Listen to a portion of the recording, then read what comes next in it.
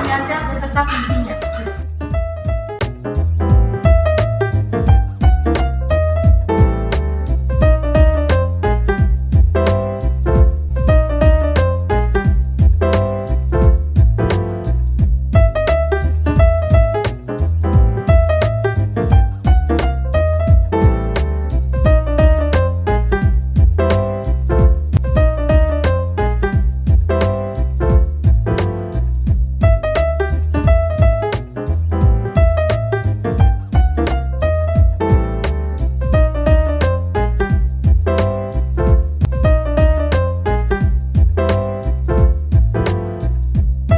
Nama saya Yusneli, NP 4221019. Di sini saya akan menjelaskan mengenai karbohidrat atau sakarida. Karbohidrat meliputi gula dan polimernya. Karbohidrat adalah senyawa anorganik yang mengandung unsur karbon, hidrogen, dan oksigen. Karbohidrat yang paling sederhana adalah monosakarida atau gula tunggal. Disakarida, gula ganda yang terdiri atas polisakarida. Polimernya yang terdiri dari banyak gula. Berdasarkan fungsinya, karbohidrat dikelompokkan menjadi 3, yaitu karbohidrat sederhana, karbohidrat rantai panjang sebagai cadangan energi, dan karbohidrat rantai panjang sebagai komponen struktur organel dan bagian sel lainnya. Karbohidrat dikelompokkan menjadi 3, yaitu monosakarida, disakarida, dan polisakarida. Monosakarida, karbohidrat sederhana yang ditentukan jumlah atom pada molekulnya. Contoh pentosa dan heksosa. Disakarida, karbohidrat yang menghasilkan 2 molekul monosakarida yang sama atau berbeda. Contoh sukrosa atau gula tebu pada makanan. Polisakarida yaitu homopolisakarida dibentuk oleh monosakarida yang sama. Sedangkan heteropolisakarida dibangun monosakarida.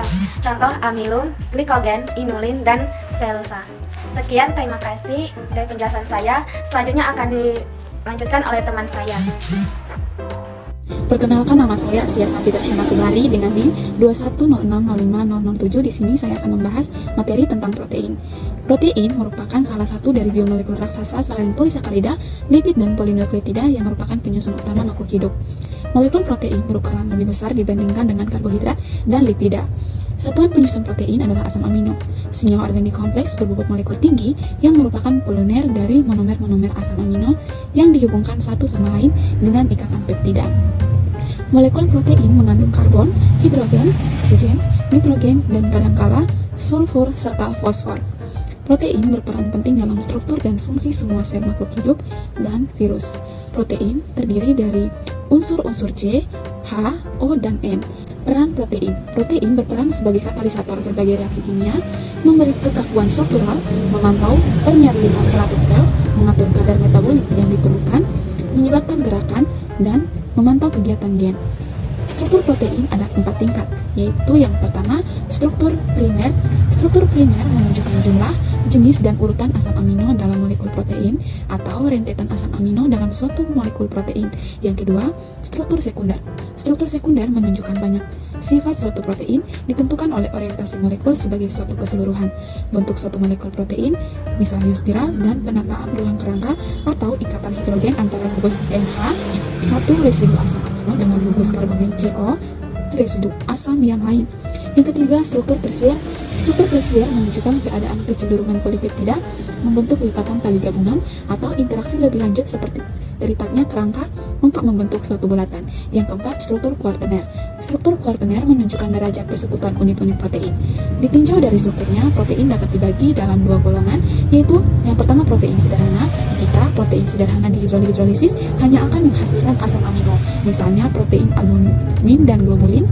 Protein gabungan, jika protein gabungan dihidrolisis akan menghasilkan asam amino dan senyawa lain, misalnya glikoprotein mengandung protein dan karbohidrat, nukleoprotein mengandung protein dan asam nukleat, lipoprotein mengandung protein dan lemak, kromoprotein mengandung dan bahan zat warna atau hemoglobin dan hematisin.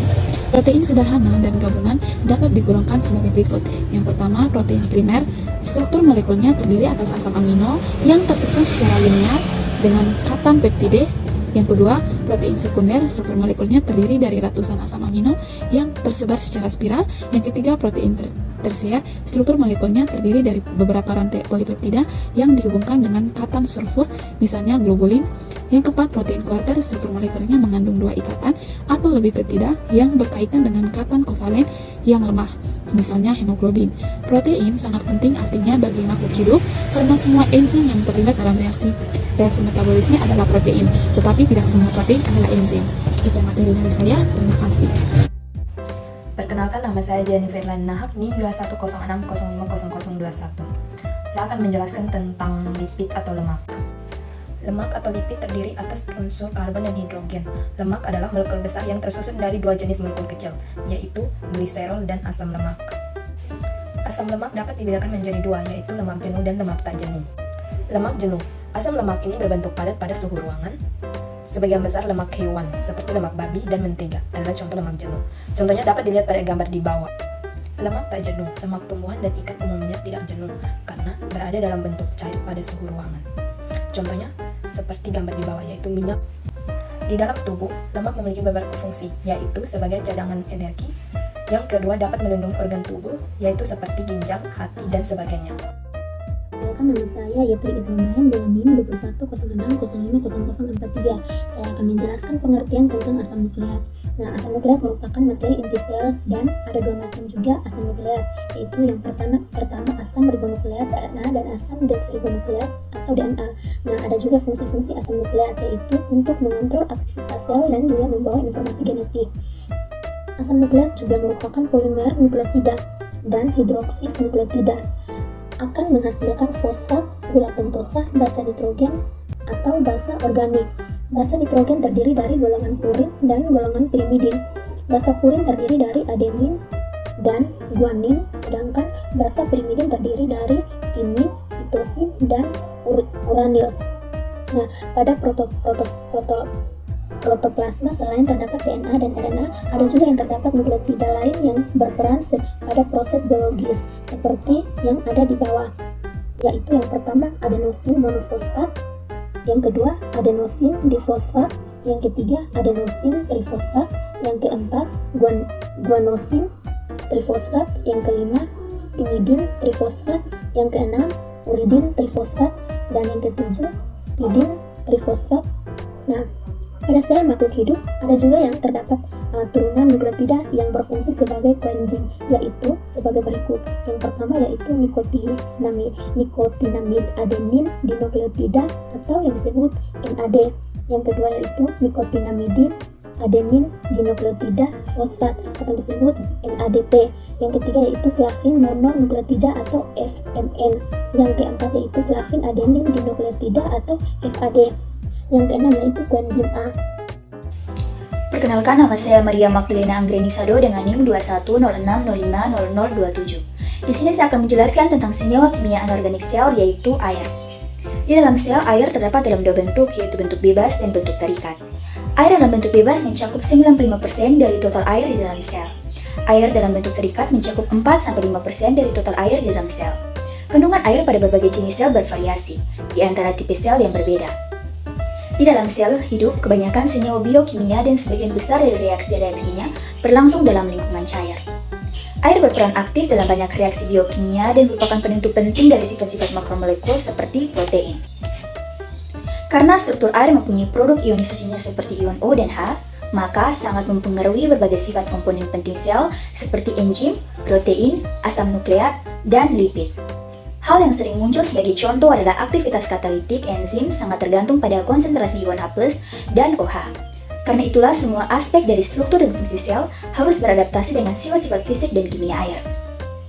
Dapat disimpulkan bahwa air merupakan komponen sel yang dominan dan berfungsi untuk yang pertama, pelarut berbagai zat organik dan anorganik, misalnya berbagai jenis ion-ion glukosa, sukrosa, asam amino, serta berbagai jenis vitamin. Yang kedua, bahan pengsuspensi zat-zat organik dengan molekul besar seperti protein, lemak, dan pati. Dalam hal tersebut, air merupakan medium dispersi dari sistem kloid protoplasma. Yang ketiga, air merupakan media transfer berbagai zat yang terlarut atau yang tersuspensi untuk berdifusi atau bergerak dari suatu bagian sel ke bagian sel yang lain. Yang keempat, air merupakan media berbagai proses reaksi-reaksi enzimatis yang berlangsung di dalam sel. Yang kelima, air digunakan untuk mengabsorpsi panas dan mencegah perubahan temperatur yang drastis atau mendarat di dalam sel. Dan yang keenam, air sebagai bahan baku untuk reaksi hidrolisis dan sintesis karbohidrat, misalnya dalam fotosintesis. Perkenalkan, nama saya Lista Andriani Lilolau dengan NIM 216050013. Di sini saya akan membahas tentang materi vitamin. Nah, kata vitamin berasal dari kata vital yang artinya hidup dan amin yang berarti senyawa yang mengandung gugus N. Vitamin adalah zat organik untuk memperlancar metabolisme tubuh. Kerja vitamin mirip dengan enzim, yaitu sebagai katalisator reaksi. Kondisi kekurangan vitamin disebut dengan avitaminosis. Pada umumnya, vitamin tidak dapat dibuat oleh tubuh, akan tetapi ada beberapa vitamin yang dapat dibuat dari zat-zat tertentu atau disebut provitamin di dalam tubuh. Nah, contoh vitamin yang mempunyai provitamin adalah vitamin D.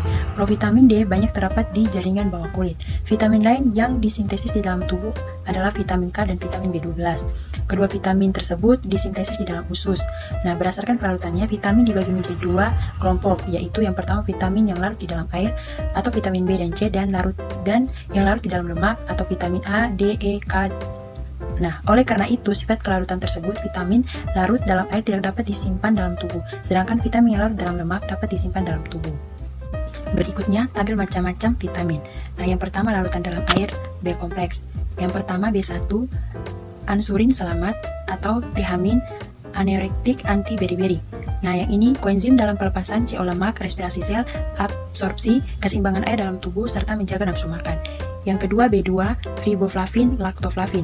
Nah, ini hidrogen berenergi tinggi pada proses transport elektron, transmisi rangsangan cahaya ke saraf mata, menjaga nafsu makan, memelihara jaringan saraf sekitar mulut. Yang ketiga B3, niacin, asam, nikotin, anti plegara.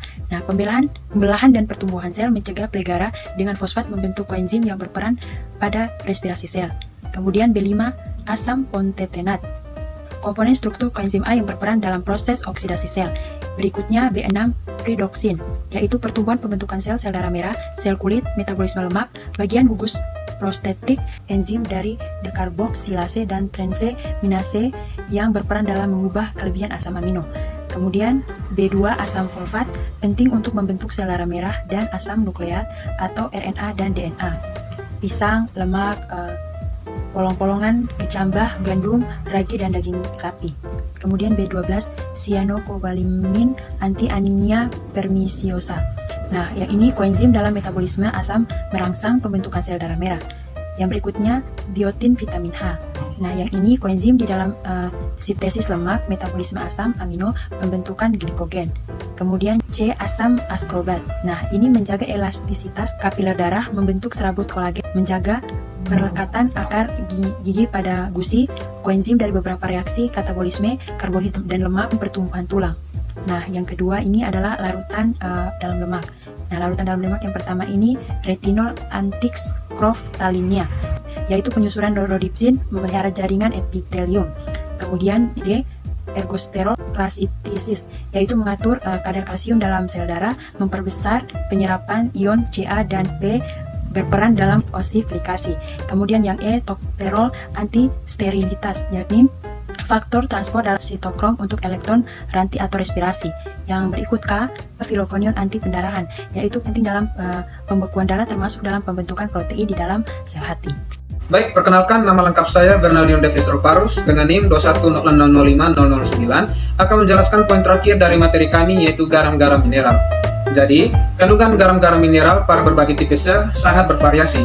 Di dalam sel, garam-garam mineral dapat mengalami disosiasi menjadi anion dan kation.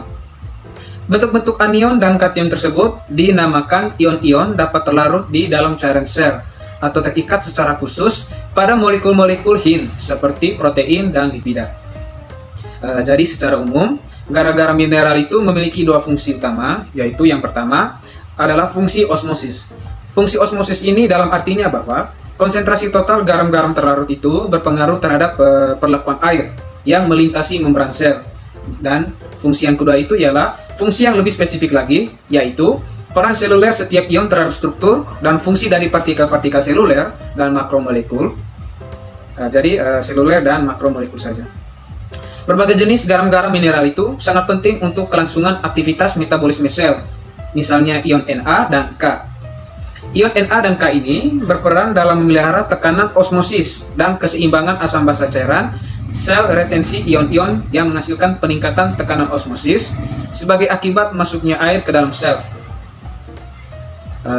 Di dalam sel ini juga terkandung berbagai jenis gas yang berasal dari lingkungan atau dibusikan oleh metabolisme sel. Beberapa gas yang terdapat di atmosfer dapat masuk ke dalam sel, misalnya gas oksigen O2, karbon dioksida CO2, dan gas nitrogen N2. Di dalam sel, oksigen berperan untuk mengoksidasi bahan-bahan makanan karbon dioksida sehingga berasal dari lingkungan luar. Juga dihasilkan dalam oksidasi bahan makanan sebagai hasil sampingan. Karbon dioksida atau CO2 dapat bereaksi dengan air yang membentuk asam karbonat yang selanjutnya mengalami disosiasi membentuk ion hidrogen dan bikarbonat dengan reaksi sebagai berikut. Teman-teman bisa melihat reaksinya di bawah ini. Demikian saja presentasi mengenai garam-garam mineral dari saya.